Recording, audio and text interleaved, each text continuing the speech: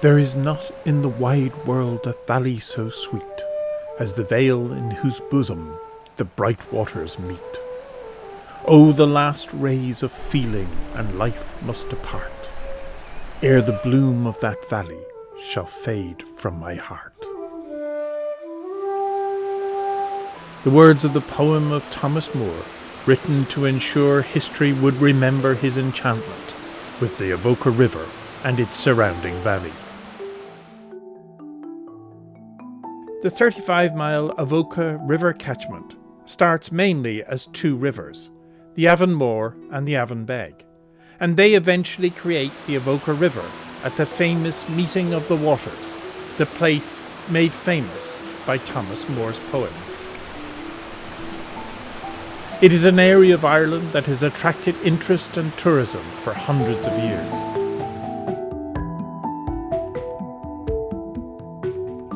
But unfortunately, due to its rich past in mineral wealth and subsequent mining for over 200 years, the Avoca Valley has, in recent times, suffered. I suppose when people think of the Avoca River, the number one thing that everybody remembers and hears is it's the most polluted river in Ireland. And the reality is that that's only a very small section of the whole catchment, and that's the legacy of the Avoca mines. And when you look upstream of the White Bridge, we have an absolutely incredible network of watercourses and rivers full of biodiversity and richness. So it's interesting just to try and change the attitude and the opinion about that. You know, when you look at a water quality map of Ireland, and if you go onto catchments.ie, you'll see those colours, you know, where you see blue and green, it's all good, but where you see red or yellow or orange, it's not good. And you see red in Avoca because of that mining impact. And they've plans at the moment to work with various stakeholders and landowners to go in and to try and keep those adits open that collect all of that mine drainage and then put in a treatment plant.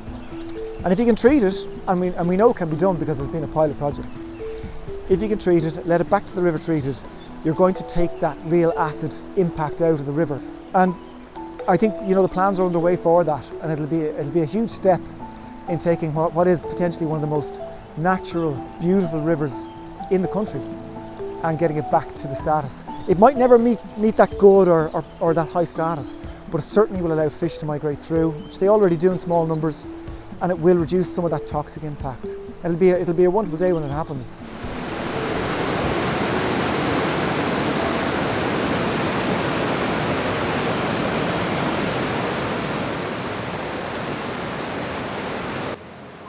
Since the closing of the mines all along the valley, as well as man's other exploitations of the area, nature has been reclaiming the slopes and the waters, slowly repairing itself. We're very lucky to have a lot of old woodland here in Wicklow and a lot of native oak woodland. And within that, we have amazing diversity. So we have species like goosander, which sometimes you see on the river here. So this is one of, there's goosander in Wicklow and goosander in Donegal. That's about it in Ireland. And they're a very interesting bird that lives on our rivers. They're a duck, and they're a diving duck, but they actually nest in a tree, and they migrate up and down the Avonmore here. So species like common buzzard 20 years ago would have been a lot rarer here. These days, very common sight. This kind of valley produces nice updraft, so soaring birds, you know, really like these kind of areas. And then obviously the red kite was reintroduced into the area about 13 years ago, and you know, it's not by chance that we picked this area, the topography of it, the makeup of the habitats, the old oak woodlands. You know, we thought, you know, we hoped there wouldn't be persecution, but early on there was things like shooting and poisoning, and you know, there was real upset in the community, which was great to see. I see there's a red kite walk now. Well, it's there a number of years in Avoca, and yeah, people have really taken this to heart, and I think people largely enjoyed seeing them. Knowing they're back as part of the Irish, you know, natural history, and you know, our avifauna has a huge value.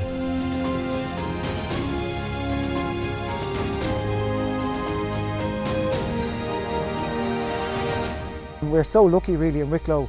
I'd be a team of 6 people who work in pollution control, and we all get to go out to take the samples at various times. And the wildlife that you see and the people that you meet when you're out, it really does kind of brighten up your day.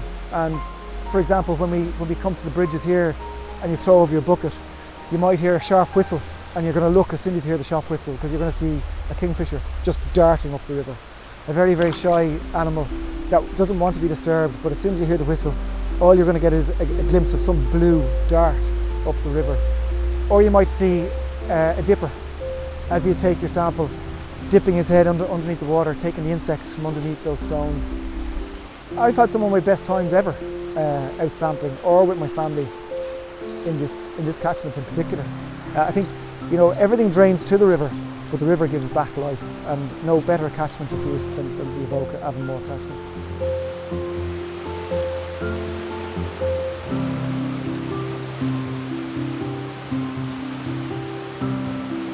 I don't know how many people have heard about the return of the great spotted woodpecker. So everybody grew up loving woodpeckers from watching Woody the Woodpecker, and they were gone from our woodlands. We didn't have them in Ireland. It returned to the oak woods here in Wicklow, and it was first confirmed breeding in 2008. And the Avonmore River is really where it all began with the woodpecker story in Wicklow. And it's just the most iconic bird, and I think it's going to be very interesting to see ecologically what happens with that species, because it makes a hole, it actually excavates its own hole, builds a cavity, and that's going to allow opportunity for all sorts of things, like some of our woodland bat species, which are kind of lacking somewhere to roost, because we don't have that many ancient, gnarly old oak trees with rot holes and hollow trees for them to roost in. So I can see them in time moving into the woodpecker holes. And then what we're finding, and this is another great story, is the return of the pine martin. So the pine martin has spread from the west of Ireland, and it's a really good news story because it's preying on grey squirrels over reds. Might be that the reds are smaller and more agile and go out to the ends of the branches and the pine martins can't catch them, but it's actually changing the whole ecology of our woodlands.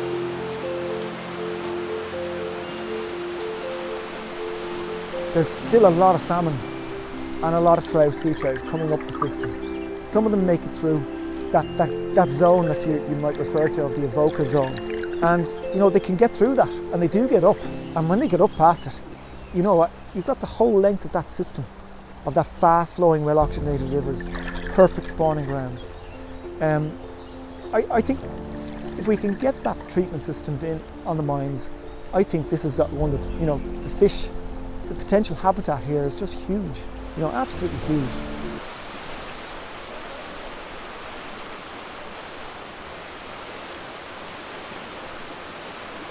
So now this reclaimed and growing ecology offers a new kind of tourism, ecotourism, where people come and see and experience all these riches that nature has brought back to the valley.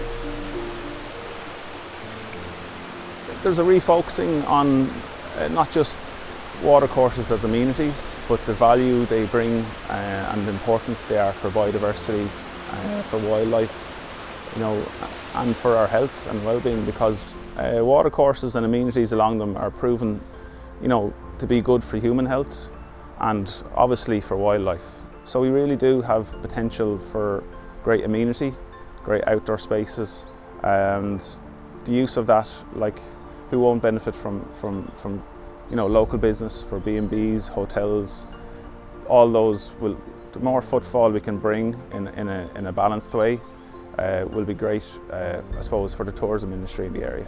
I think it's real. I think it's more, it's real in terms of people want to experience ecotourism. They want to get away from the city and you know, to appreciate that kind of thing.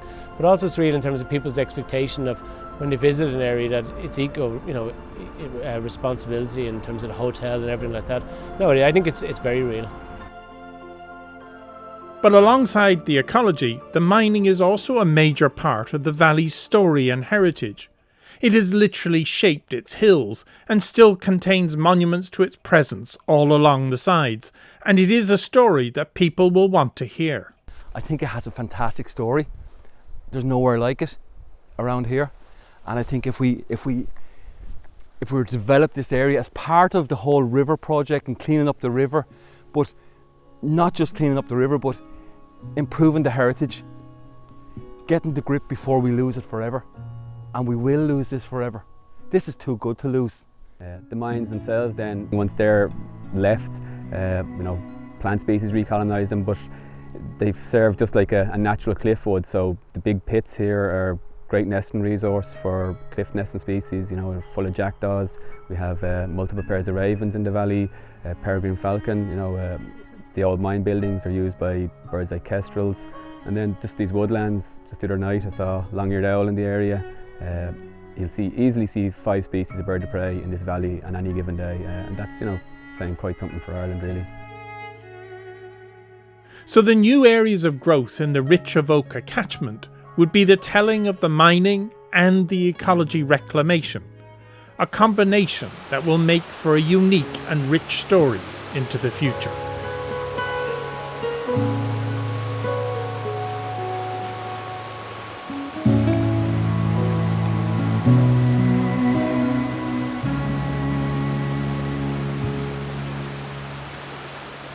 Everywhere you look, there's life, there's change, there's beauty in the colour of the leaves in the autumn, there's new buds in the spring, there's carpets of bluebells in the oak woods along the Clara Vale. It's all there, you have to look for it. And I suppose people are becoming more and more aware of what we have.